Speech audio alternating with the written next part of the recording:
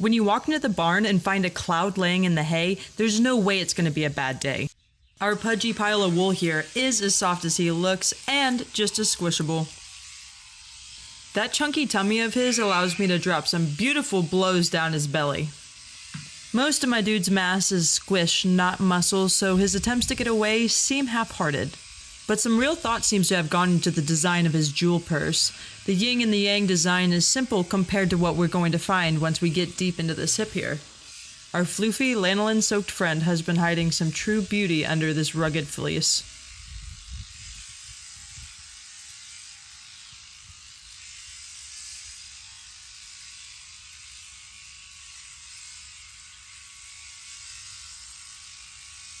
This Dalmatian type spotting is not something I'm exposed to often, and it is breathtaking.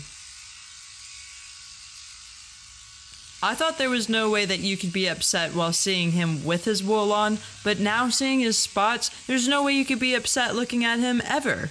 Maybe I wouldn't feel that way if he was beating down my stalls, but that's not the kind of reputation this guy has.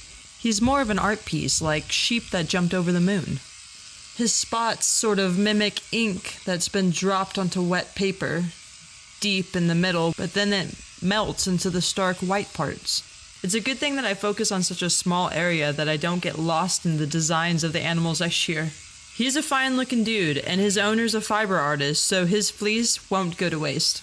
His end of the deal is that he hangs out with the ladies, produces a couple of babies, and grows this beautiful fiber.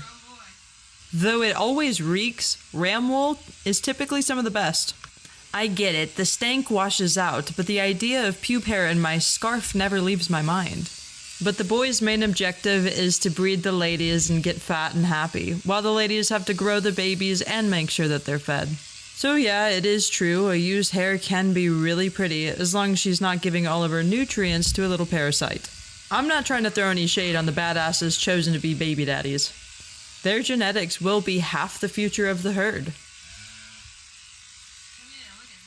It's wild to think that if you turned his fleece into yarn, all of his spots would get lost into a single gray color. Even more so after experiencing the gravitational pull in the depth of the last hip.